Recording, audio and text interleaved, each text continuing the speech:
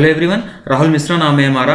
और आज के इस वीडियो में हम लोग 9 और 10 फरवरी की करंट अफेयर्स डिस्कस करने जा रहे हैं। अपने पिछले वीडियोस में हम लोगों ने 8 फरवरी तक की करंट अफेयर्स डिस्कस कर ली है। उसके वीडियोस प्लेलिस्ट में है, एक प्रॉपर प्लेलिस्ट बना दी गई है। और अगर आप लोगों ने वीडियोस को नहीं देखा है, उन वीडियोस को नहीं देखा, तो उसी प्लेलिस्ट में जाइए और आप लोग पिछले सारे वीडियोस देख सकते हैं। इसी तरीके से बैंकिंग एंड फाइनेंशियल अवेयरनेस के लिए भी एक प्रॉपर प्लेलिस्ट बना दी गई है, जहां पर वीकली बेसिस पर हम लोग banking and financial awareness discuss करते हैं, जो कि किसी भी बैंक एग्जाम के लिए बहुत ही ज़्यादा महत्वपूर्ण होता है, चाहे फिर वो IBPS हो, RRB हो, SBI हो, RBI हो, या फिर जो भी स्केल 2 वगैरह के एग्जाम होते हैं। और उन सारे वीडियोस को अगर आप लोग देखना चाहते हैं तो प्रॉपर प्लेलिस्ट के थ्रू आप लोग जाकर देख सकते हैं। आज हम लोग 9 और 10 फरवरी की करंट अफेयर्स डिस्कस करेंगे, ठीक है।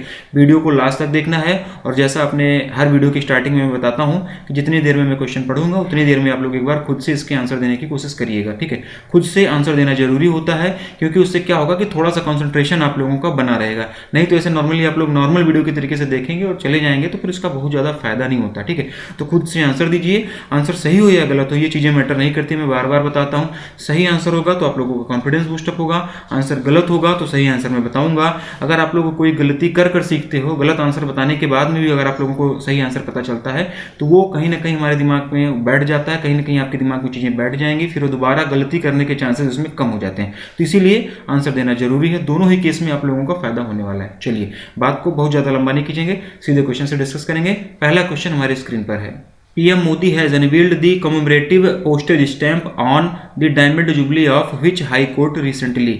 प्रधानमंत्री नरेंद्र मोदी जी ने हाल ही में किस उच्च न्यायालय की डायमंड जुबली पर स्मारक डाक टिकट जारी किया है, डाक टिकट का अनावरण किया है, ये इसमें पूछा गया है। ऑप्शंस आप लोगों के सामने दिए गए हैं। इसका जो आंसर होगा, इसका आंसर हो जाएगा Gujarat high court, option number D. Gujarat high court, option number D इसका आंसर हो जाएगा, ठीक है। गुजरात हाई कोर्ट के चीफ जस्टिस कौन है? तो विक्रम नाथ। कौन है? विक्रम नाथ। विक्रम नाथ जी जो हैं वो गुजरात हाई कोर्ट के चीफ जस्टिस हैं, ठीक है। और 1 मई 2020, सुनना आप लोग इस बात को ध्यान से, 1 मई 2020 को गुजरात हाई कोर्ट की स्थापना के 60 वर्ष पूरे हो गए थे। कितने वर्ष? 60 वर्ष पूरे हो गए थे। कब हो गए थे? 1 मई 2020 को, ठीक है ना। 1 मई 2020 को गुजरात हाई कोर्ट की स्थापना के 60 वर्ष पूरे हो गए थे। और ये इवेंट जो है ये 2020 में ही होना था, लेकिन कोरोना पैंडेमिक की वजह से इसे पोस्टपोन कर दिया गया था और जाकर इसे अब ऑर्गेनाइज किया गया, ठीक है। अब इसको आयोजित किया गया। तो इस अवसर पर, इस मौके पर जो है प्रधानमंत्री नरेंद्र मोदी जी ने पोस्टेज स्टैंप का, ठीक है, पोस्टेज स्टैंप का अनावरण किया। किस हाई कोर्ट के लिए? तो ये है Gujarat high court. Option number D इसका आंसर होगा। नेक्स्ट देखते हैं। Where is the India's first geothermal field development project is going to be established? Bharat की पहली भूतापीय क्षेत्र विकास परियोजना कहाँ पर स्थापित होने जा रही है? यह क्वेश्चन इसलिए भी इंपॉर्टेंट हो जाता है क्योंकि ये पहली भूतापीय क्षेत्र परियोजना है। हर वो चीज़ जो फर्स्ट होगी या लास्ट होगी वो हमेशा इंपॉर्टेंट रहती है, तो इस तरीके से भी आप लोग पढ़ा करो। This is the India's first geothermal field development project, that's why this is very important for exam point of view, ठीक है। तो ये इसका क्या आंसर हो जाएगा? इसका आंसर हो जाएगा Puga Ladakh, option number D. Option number B Puga Ladakh इसका आंसर हो जाएगा। भारत की पहली भूतापीय विद्युत परियोजना पूर्वी लद्दाख के पूगा गांव में स्थापित की जाएगी, ठीक है। वैज्ञानिकों द्वारा 2018 में जो है इसके लिए एक प्रॉपर रिसर्च किया गया था। और इस रिसर्च के अनुसार जो डाटा सामने आया है, जो उसका रिजल्ट सामने आया है, उसमें ये पता चला है कि देश में भूतापीय ऊर्जा के हॉटस्पॉट के रूप में पूगा गांव जो है वो निकलकर सामने आया है, ठीक है। तो इसीलिए जो है यहाँ पर देश का पहला जियोथर्मल फील्ड डेवलपमेंट प्रोजेक्ट जो है वो स्थापित होने जा रहा है, ठीक है। और यहाँ पर कुल मिलाकर ये पूगा गांव है, ये लद्दाख में है, ये आप लोग समझिएगा, लद्दाख में है। और यहाँ पर जियोथर्मल एनर्जी का हाई पोटेंशियल पाया गया है वैज्ञानिकों के द्वारा, ठीक है। ये भारत की पहली भूतापीय परियोजना है, जिसे हम लोग भूतापीय क्षेत्र विकास परियोजना के नाम से भी जानते हैं। भूतापीय परियोजना या भूतापीय क्षेत्र विकास परियोजना दोनों एक ही है, नाम में कहीं कोई कंफ्यूजन नहीं होना चाहिए, ठीक। और इस परियोजना के अंतर्गत जो है इसको जो प्रोजेक्ट यहाँ पर लगने वाला है, इसके लिए एक त्रिपक्षीय समझौते किए गए। और ये जो समझौता किया गया इस परियोजना के लिए किसके बीच में किया गया? तो पहला कौन सा? किसके बीच में? तो पहला है एडमिनिस्ट्रेशन ऑफ लद्दाख, ठीक है ना, लद्दाख के एडमिनिस्ट्रेशन के साथ में। और कौन है इसमें? और किसके साथ में मिलकर? तो लद्दाख ऑटोनॉमस हिल डेवलपमेंट काउंसिल, जिसको कि हम लोग क्या बोलते हैं, LAHDC, ठीक ना, यानी कि लद्दाख ऑटोनॉमस हिल डेवलपमेंट काउंसिल। ये हो गया, ये पहला मैंने बताया था एडमिनिस्ट्रेशन ऑफ लद्दाख। और तीसरा है ONGC, ONGC यानी कि oil and natural gas corporation energy centre. तो इन तीनों के साथ में मिलकर एक त्रिपक्षीय समझौते पर हस्ताक्षर किया गया इस परियोजना को विकसित करने के लिए, इसको स्थापित करने के लिए। और ये जो ONGC एनर्जी सेंटर है वो इस प्रोजेक्ट को इम्प्लीमेंट करेगी। ठीक है, ये जो है इसे ONGC इस प्रोजेक्ट को इम्प्लीमेंट करेगी। और 2022 के अंत तक इस परियोजना के चालू हो जाने का अनुमान है। इतना टाइम इसमें लगने वाला है, इसके बाद ये जो है परियोजना चालू हो जाएगी, ऐसा अनुमान अभी इनिशियली लगाया गया है। और इस परियोजना के माध्यम से होगा क्या, बेसिकली जब ये परियोजना लग रही है तो किस लिए लग रही है, तो बिजली उत्पादन किया जाएगा। ठीक है, इससे जो है बिजली उत्पादन किया जाएगा और 200 मेगावाट तक की बिजली उत्पादन क्षमता होगी इस परियोजना की। ठीक है, मैक्सिमम 200 मेगावाट तक की बिजली जो है उत्पादन इससे किया जा सकता है। ठीक है, और यहाँ पर बात हुई थी पूगा लद्दाख की बात हुई थी। तो लद्दाख के LG की हम लोग बात करें तो लद्दाख यानी कि लेफ्टिनेंट गवर्नर तो राधा कृष्ण माथुर ये जो हैं लद्दाख के लेफ्टिनेंट गवर्नर हो जाएंगे। और इसकी कैपिटल की हम लोग बात करेंगे तो लेह कारगिल। ठीक है ना, लेह कारगिल जो है ये इसकी कैपिटल हो जाएगी। और ये क्वेश्चन बताया कि इसलिए इंपॉर्टेंट है क्योंकि this is the India's first geothermal field development project. तो ये चीज़ आप लोग ध्यान रखिएगा, कहाँ पर स्थापित होने वाला, पूगा गांव है एक लद्दाख में। नेक्स्ट देखते हैं, to improve state highways which programme was launched by the PM Modi during his recent visit to Assam. राज्य राजमार्गों को बेहतर बनाने के लिए PM मोदी ने अपनी हालिया असम यात्रा के दौरान कौन सा कार्यक्रम शुरू किया था। ठीक है, इसमें पूछा गया कि PM मोदी ने भी हाल ही में जो है आसाम और वेस्ट बंगाल की यात्रा की थी। तो जब आसाम की यात्रा किए थे तो उस दौरान राज्य की सड़कों को और ज़्यादा बेहतर बनाने के लिए इन्होंने कौन सी योजना को, कौन से प्रोग्राम को जो है उसका इनॉग्रेशन किया था, उसको लॉन्च किया था, ये इसमें पूछा गया है। तो इसका आंसर हो जाएगा आसाम माला, ऑप्शन नंबर ए। एक्चुअली इसका प्रोनाउंसिएशन असम माला हो जाएगा, ऑप्शन नंबर ए इसका आंसर हो जाएगा। ठीक है, PM मोदी ने अभी हाल ही में आसाम और वेस्ट बंगाल की यात्रा पर थे यहाँ पर। ठीक है, और इन्होंने आसाम में स्टेट हाईवेज और मेजर डिस्ट्रिक्ट रोड नेटवर्क को इम्प्रूव करने के लिए असम माला नाम से एक प्रोग्राम लॉन्च किया हुआ है। और आसाम की बात हो रही है यहाँ पर, तो आसाम की कैपिटल क्या हो जाएगी, दिसपुर। ठीक है, आसाम की कैपिटल दिसपुर हो जाएगी। और CM की बात करेंगे तो सर्बानंद सोनोवाल जी यहाँ के CM हो जाएंगे। गवर्नर कौन है ये आप लोगों को कमेंट कर बताना है। ए साइंस स्कॉलरशिप स्कीम मुख्यमंत्री Vigyan Pratibha Pariksha has recently been launched by which state और यूनियन टेरिटरीज। एक विज्ञान छात्रवृत्ति योजना मुख्यमंत्री विज्ञान प्रतिभा परीक्षा हाल ही में किस राज्य या केंद्र शासित प्रदेश के द्वारा शुरू की गई है। और ऑप्शंस भी इसके आपके सामने दिए गए हैं। दिल्ली, ऑप्शन नंबर डी इसका आंसर हो जाएगा। दिल्ली यूनियन टेरिटरी में जो है ये मुख्यमंत्री विज्ञान प्रतिभा परीक्षा जो है एक स्कॉलरशिप स्कीम जो है ये लॉन्च की गई है। दिल्ली के मुख्यमंत्री CM अरविंद केजरीवाल जी हैं।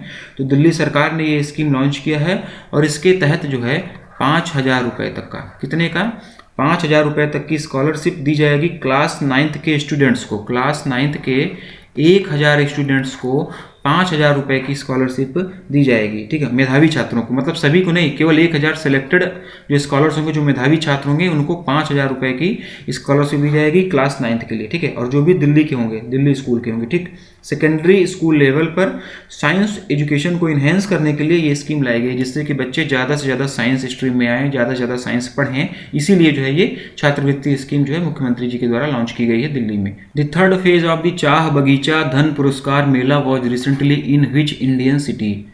चाह बगीचा धन पुरस्कार मेले का तीसरा चरण हाल ही में किस भारतीय शहर में आयोजित किया गया, ये इसमें पूछा गया है।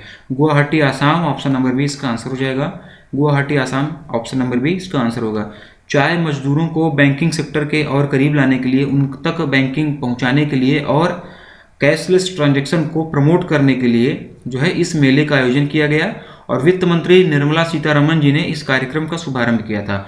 और इसी दौरान वित्त मंत्री जी ने चाह बगीचा धन पुरस्कार स्कीम के लाभार्थियों को भी वित्तीय सहायता की तीसरी किस्त जारी की। ठीक है ना, चाह बगीचा धन पुरस्कार जो है नहीं, चाह बगीचा धन पुरस्कार एक स्कीम है, इसके जो भी लाभार्थी थे उनको इस मेले के दौरान वित्त मंत्री निर्मला सीतारमण जी के द्वारा उनको वित्तीय सहायता की तीसरी किस्त जो है, थर्ड ट्रांस जो है वो जारी की गई। और अगर इस स्कीम के बारे में बात करें तो यह स्कीम जो है 2017-18 के दौरान लॉन्च की गई थी। 2017-18 के दौरान जो है ये आसाम गवर्नमेंट के द्वारा लॉन्च की गई थी। और इसके तहत में जो चाय मजदूर होते हैं, क्योंकि आसाम में चाय वगैरह की खेती होती है, चाय की पैदावार बहुत ज़्यादा है, तो वहाँ पर जो चाय मजदूर होते हैं उनको 3,000 रुपये तक की वित्तीय सहायता दी जाती है, जो भी इस स्कीम के तहत में खुद को इनरोल कराते हैं। आसाम का सीएम कौन होगा ये आप लोगों को बताना है। पिछले क्वेश्चन में मैंने बताया था, ये दिमाग में आप लोगों को होना चाहिए। मानस वाइल्ड लाइफ सेंचुरी, मानस वाइल्ड लाइफ सेंचुरी ये आसाम में ही है। काजीरंगा नेशनल पार्क ये आसाम में ही है। तो ये दोनों चीज़ें स्टैटिक से रिलेटेड हैं, ये आपको पता होना चाहिए। नेक्स्ट देखते हैं। To develop electric vehicles which company recently has signed an MOU with Bharat electronics limited. Electric वाहनों को विकसित करने के लिए किस कंपनी ने हाल ही में भारत इलेक्ट्रॉनिक्स लिमिटेड के साथ में एक समझौता ज्ञापन पर हस्ताक्षर किए हैं।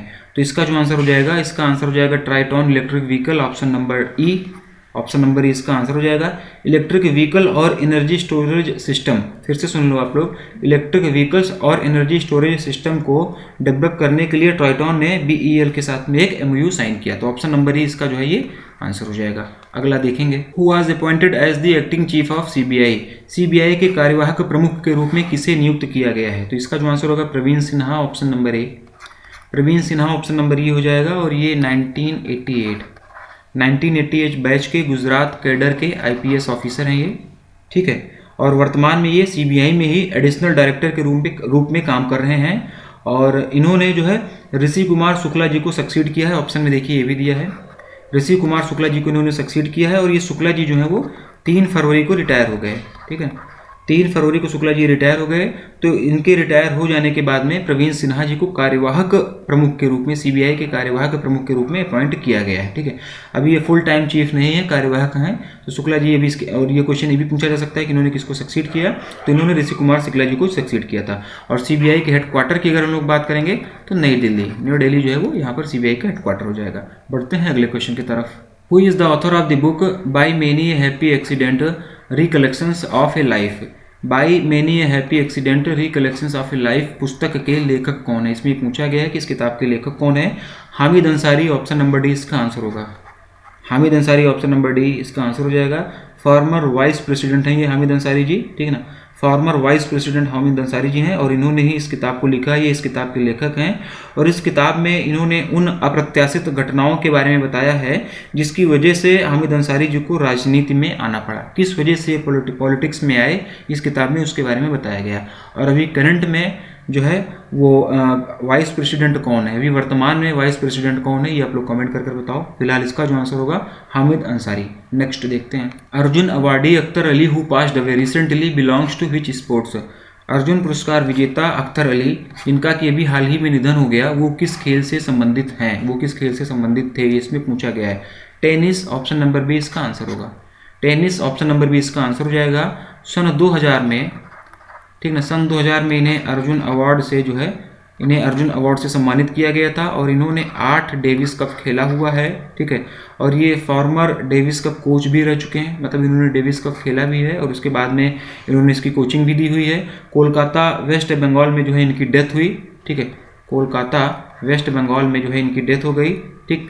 और डेविस कप किस खेल से संबंधित है तो यहाँ पर आप लोगों को पता हो जाना चाहिए। मैंने बताया ना कि डेविस कप इन्होंने खेला हुआ है, 8 डेविस कप खेला हुआ है, तो ये पता होना चाहिए। इस तरीके से आप लोग चीज़ों को पकड़ा करो। बोला ना कि डेविस कप खेला हुआ, तो ये समझ जाना चाहिए था, ये दिमाग में आनी चाहिए थी कि डेविस कप जो है वो टेनिस से संबंधित होता है, ठीक है।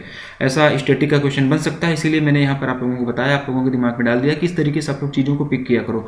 अलग से PDF या लूसेंट वगैरह लेकर नहीं बैठना चाहिए जिसमें हम लोग सिर्फ यही याद कर रहे हैं कि कप और उससे संबंधित खेल। जहाँ पर एक लूसेंट में एक पेज नहीं आता कि कौन सा क्रिकेट कप होता है या कौन सा कप है और उससे संबंधित खेल कौन सा था, देखो हम लोग उसका प्रिंट आउट वगैरह लेकर याद करते रहते हैं, रट्टा मारते रहते हैं कि डूरंड कप किससे रिलेटेड है, रणजी ट्रॉफी किससे रिलेटेड है, ठीक है, डेविस कप किससे रिलेटेड है। तो ये सब याद करने की अलग से जरूरत नहीं होती है, ये अलग से याद करना ही नहीं चाहिए। हर क्वेश्चन के साथ में छोटे छोटे तरीके से थोड़ा सा दिमाग लगाकर आप लोग उसको याद करेंगे तो जल्दी याद हो जाएगा। अलग से PDF लेकर रट्टा मारने से कोई फायदा नहीं, वो टाइम वेस्टेज होता है। हर क्वेश्चन के साथ में ये सारी छोटी छोटी चीज़ें आपको पिक करनी चाहिए, ठीक। और अभी हाल ही में न्यूजीलैंड के फॉर्मर क्रिकेटर जो हैं ब्रूस टेलर का भी, उनके भी मतलब डेथ हो गई है। तो क्वेश्चन ये भी बन सकता है कि ब्रूस टेलर, मैं नाम लिख दे रहा हूँ, ब्रूस टेलर, ठीक है ना। ये जो हैं क्रिकेटर हैं, पेशे से क्रिकेटर थे ये, और ये किससे बिलोंग करते थे, ये कौन सी टीम से बिलोंग करते थे? तो न्यूजीलैंड। तो न्यूजीलैंड के फॉर्मर क्रिकेटर हैं, इनकी भी डेथ यहाँ पर हुई। अलग से क्वेश्चन बनाना जरूरी समझा नहीं, क्योंकि इंटरनेशनल अफेयर्स था और ये पूछा नहीं जाना चाहिए। मुझे ऐसा नहीं लगता कि ये भी इंपॉर्टेंट होगा एग्जाम पॉइंट ऑफ व्यू से, लेकिन कहीं कोई चीज़ें छूट न जाए इसलिए इसको मैं बता दे रहा हूँ वर्बली यहाँ पर। अगला देखते हैं। To connect the farmers with horticulture and agriculture experts the Laomi connect app has launched by which state? किसानों को बागवानी और कृषि विशेषज्ञों के साथ जोड़ने के लिए लाओमी कनेक्ट ऐप किस राज्य के द्वारा लॉन्च किया गया है? इसमें ये पूछा गया है कि लाओमी कनेक्ट ऐप एक लॉन्च किया गया है किसानों को बागवानी और कृषि विशेषज्ञों के साथ में कनेक्ट करने के लिए। तो ये ऐप कौन से राज्य के द्वारा, कौन से राज्य सरकार के द्वारा लॉन्च किया गया है, इसमें पूछा गया है। मणिपुर ऑप्शन नंबर ए इसका आंसर होगा। क्या होगा? मणिपुर ऑप्शन नंबर ए इसका आंसर हो जाएगा।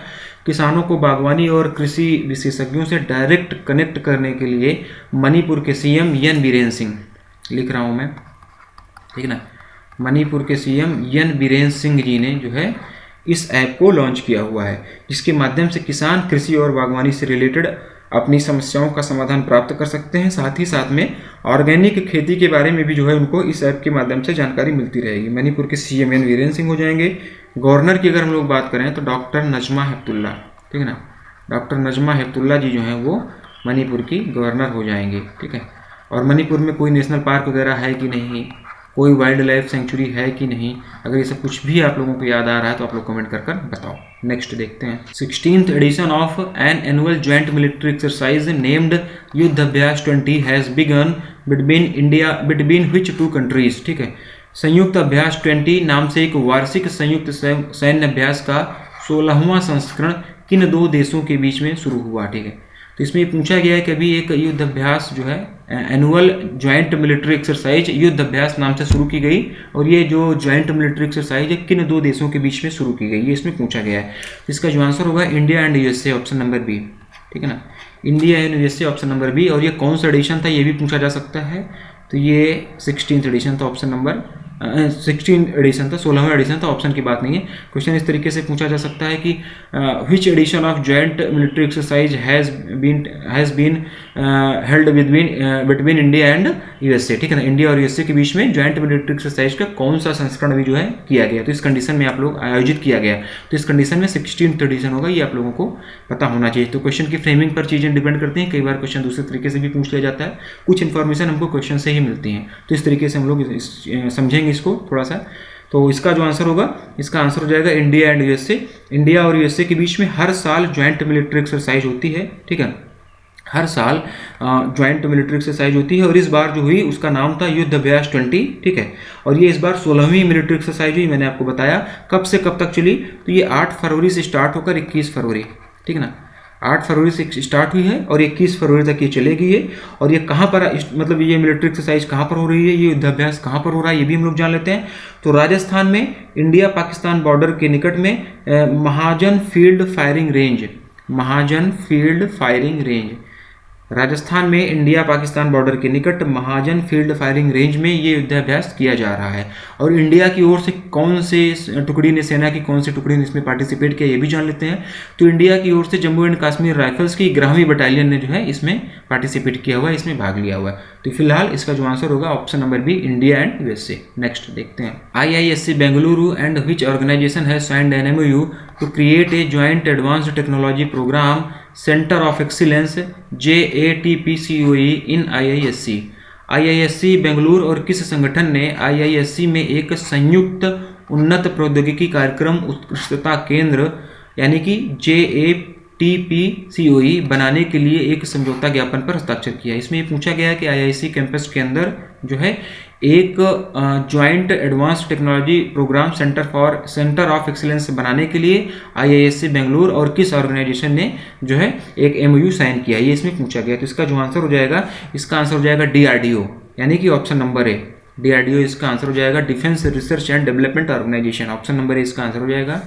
IISc बेंगलुरु कैंपस में एक joint advanced technology programme centre of excellence create करने के लिए IISc बेंगलुरु और DRDO ने एक MOU साइन किया हुआ है, ठीक है। एडवांस लेवल की रिसर्च करने के लिए ये सेंटर ऑफ एक्सीलेंस जो है ये बनाया जा रहा है। DRDO की यहाँ पर बात हुई है, किसकी बात हुई है, DRDO की। तो DRDO की अगर हम लोग चेयरमैन की बात करेंगे तो G सतीश रेड्डी जी जो हैं वो DRDO के चेयरमैन हो जाएंगे, ठीक है। और DRDO के अगर हम लोग हेडक्वार्टर की बात करेंगे तो नई दिल्ली इसका हेडक्वार्टर हो जाएगा। IISc बेंगलुरु की भी बात हुई है, तो IISc बेंगलुरु के डायरेक्टर जो हैं वो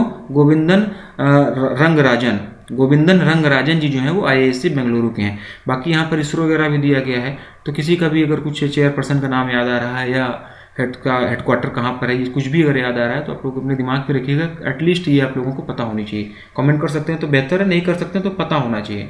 कमेंट करने के लिए मैं बार बार इसलिए बोलता हूँ कि टाइप करेंगे तो दिमाग पे कहीं ना कहीं चीज़ें रहेंगी, चीज़ें आप लोगों के दिमाग में होनी चाहिए। याद कराना आप लोगों का मकसद, मेरा मकसद है कि आप लोगों को चीज़ें याद रहें, कैसे भी किसी भी तरीके से चीज़ें आप लोगों के दिमाग में रहनी चाहिए। फिलहाल इसका जो आंसर DRDO ऑप्शन नंबर 1। बढ़ते हैं अगले क्वेश्चन की तरफ। Government of India has recently approved the Srivilliputhur Megamalai tiger reserve in which state. Bharat सरकार ने हाल ही में श्रीविल्लीपुतूर मेघमलाई टाइगर रिजर्व को किस राज्य में मंजूरी दी है, ये इसमें पूछा गया है। तमिलनाडु ऑप्शन नंबर 1 इसका आंसर होगा। तमिलनाडु ऑप्शन नंबर 1 इसका आंसर हो जाएगा। गवर्नमेंट ऑफ इंडिया ने श्रीविल्लीपुतूर मेघमलाई टाइगर रिजर्व को मंजूरी दे दी है और ये तमिलनाडु में है। कहाँ पर है? तमिलनाडु में, यही इस क्वेश्चन का आंसर होगा। और ये तमिलनाडु का 5वां टाइगर रिजर्व है, ठीक है ना। ये तमिलनाडु का 5वां रिजर्व टाइगर है, मतलब इससे पहले तमिलनाडु में 4 टाइगर रिजर्व और थे, और ये 5वां होने के साथ साथ में ये तमिलनाडु का सबसे बड़ा टाइगर रिजर्व भी है ये, ठीक है। और ये इंडिया का 51वां 51st इंडिया का 51वां टाइगर रिजर्व है। तमिलनाडु का 5वां टाइगर रिजर्व है। तमिलनाडु का सबसे बड़ा टाइगर रिजर्व है। तमिलनाडु में इससे पहले 4 टाइगर रिजर्व और हुआ करते थे। कौन कौन से 4 टाइगर रिजर्व थे तमिलनाडु में, उसका भी नाम हम लोग यहीं पर जान लेते हैं। तो पहला हमारा हो जाएगा अन्नामलाई, दूसरा हो जाएगा मुदुमलाई, ठीक है, तीसरा हो जाएगा सत्यामंगलम, और चौथा हो जाएगा कलक्कड़ मुंदन थुराई, ये जो है चौथा हो जाएगा। तो कुल मिलाकर ये 4 टाइगर रिजर्व हैं तमिलनाडु के अंदर, ये 5वां है। और ये जो अभी श्रीविल्लीपुतूर मेघमलाई टाइगर रिजर्व है, ये इंडिया का 51वां होगा। इसके नाम वगैरह ऐसे अन्नामलाई होते हैं, तो थोड़ा सा आप लोग समझिएगा इसको, ठीक। तो इसका जो आंसर हो जाएगा ऑप्शन नंबर 1 तमिलनाडु। नेक्स्ट देखते हैं। Arrow India 2021 has celebrated on which theme. Arrow India 2021 किस विषय पर केंद्रित था। इसमें पूछा गया कि जो भी एरो इंडिया ऑर्गेनाइज किया गया उसकी थीम क्या थी, ठीक है। उसकी थीम के बारे में यहाँ पर पूछा गया है। तो इसकी थीम क्या हो जाएगी? इसकी थीम हो जाएगी ऑप्शन नंबर 1 कंसीव, ठीक है, indigenise and collaborate. Option number 1 जो है ये इसकी थीम हो जाएगी, ठीक। और एरो इंडिया का भी कौन सा एडिशन सेलिब्रेट किया गया तो समझते हुए चलते हैं। 13th एडिशन था, ठीक है, 13th एडिशन, 13वां एडिशन था ये। और ये कहाँ पर आयोजित किया गया? ये एरो इंडिया 2021 कहाँ पर आयोजित किया गया, उसका वेन्यू क्या था? तो जिसका वेन्यू था येलहंका एयरफोर्स बेस बेंगलुरु में, ठीक है ना। मैं लिख दे रहा हूँ, येलहंका एयरफोर्स बेस, ये कहाँ पर है? बेंगलुरु कर्नाटका में, ठीक है, बेंगलुरु कर्नाटका में ये एयरफोर्स बेस्ड है। और ये कब से कब तक चला? तो ये 3 से लेकर 5 फरवरी तक ये चला। रक्षा मंत्री राजनाथ सिंह जी ने इसका उद्घाटन किया, ठीक है। क्वेश्चन यहाँ से बन सकते हैं, सारी चीज़ें आप लोगों को बता दी जा रही हैं एग्जाम से रिलेटेड, जो भी होगा एग्जाम ओरिएंटेड। राजनाथ सिंह जी ने इसका उद्घाटन किया। थीम आप लोगों को बता ही दी गई, 13th एडिशन था ये। येलहंका एयरफोर्स बेस बेंगलुरु कर्नाटका में इसका आयोजन किया गया। और किसने इसको आयोजित किया ये भी हम लोग जान लेते हैं, ठीक है, ये भी पूछा जा सकता है। तो डिफेंस मिनिस्ट्री, ठीक है ना, डिफेंस मिनिस्ट्री, ठीक है, DRDO इंडियन एयरफोर्स, ठीक है, इंडियन एयरफोर्स और development of space and union civil aviation ministry ने जो है इसको ऑर्गेनाइज किया। इतने सारे लोगों ने मिलकर इसको ऑर्गेनाइज किया। थीम इसकी आप लोगों को बता दी गई। कई सारे रक्षा समझौते भी किए गए थे इसके दौरान। कुछ रक्षा समझौते जो एग्जाम पॉइंट ऑफ व्यू से जरूरी हैं उसको थोड़ा सा हम लोग समझ लेते हैं। हालांकि इसमें कई सारे इसके करंट अफेयर्स के कई सारे क्वेश्चन बनेंगे, कई रक्षा समझौते वगैरह हुए थे, ठीक है, लेकिन जितना जरूरी है एग्जाम ओरिएंटेड वो हम लोग उसको यहाँ पर हम लोग जानते हैं। तो टोटल 83, ठीक है ना, 83 तेजस जेट की खरीद के लिए, इसके लिए तेजस जेट, 83 तेजस जेट की खरीद के लिए HAL और एयरफोर्स के बीच में एक समझौता हुआ।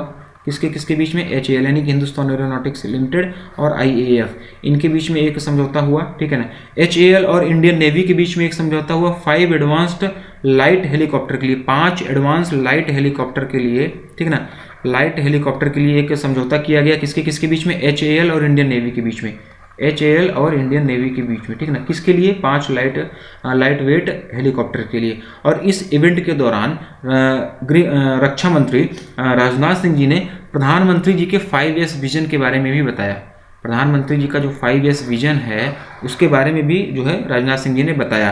तो प्रधानमंत्री जी का जो 5 ईयर्स विजन है उसके बारे में हम लोग जानते हैं, ठीक है। तो पहले ईयर्स का क्या मतलब हो जाएगा, प्रधानमंत्री का जो 5 ईयर्स विजन है, पहले ईयर्स का मतलब हो जाएगा संवाद, जिसका मतलब क्या होता है, नहीं पहले यस का मतलब संवाद नहीं होगा, पहले यस का मतलब सीरियल वाइज हम लोग जानते हैं, ठीक है। संवाद तो दूसरे यस का हो जाएगा, सीरियल वाइज हम लोग समझते हैं। पहले यस का मतलब हो जाएगा सम्मान, सम्मान का मतलब हो जाएगा रेस्पेक्ट, ठीक है ना, रेस्पेक्ट मैं इंग्लिश में लिख रहा हूँ। पहले यस का मतलब हो जाएगा सम्मान, इसका मतलब रेस्पेक्ट। दूसरे यस का मतलब हो जाएगा संवाद, संवाद का मतलब डायलॉग हो जाएगा। तीसरे यस का मतलब हो जाएगा सहयोग, ठीक है ना, सहयोग यानी कि कोऑपरेशन। चौथे यस का मतलब हो जाएगा शांति, ठीक है ना, चौथे यस का मतलब शांति यानी कि पीस। और पांचवें यस का मतलब हो जाएगा समृद्धि, समृद्धि यानी कि प्रॉस्पेरिटी। तो ये 5 यस हैं जिसके बारे में प्रधानमंत्री जी चर्चा करते हैं। तो इसी 5 यस विजन के बारे में जो है रक्षा मंत्री राजनाथ सिंह जी ने इस इवेंट के बारे में बताया। इस जो 5 यस हैं सबका मतलब आप लोगों को पता होना चाहिए कि कौन से यस का मतलब क्या होगा। थोड़ा सा अगर कॉम्प्लिकेटेड करेंगे क्वेश्चन तो यहाँ से पूछ भी सकते हैं। हालांकि प्रधानमंत्री जी अगर कोई बात बोल रहे हैं या रक्षा मंत्री जी बोल रहे हैं तो वो वैसे भी इंपॉर्टेंट होता है, तो ये आप लोगों को पता होना चाहिए। नेक्स्ट देखते हैं, what is the theme of the national horticulture fair 2021, राष्ट्रीय बागवानी मेला 2021 का विषय क्या था। तो इसका जो आंसर हो जाएगा, इसका आंसर हो जाएगा option number B, horticulture for startup and stand up India.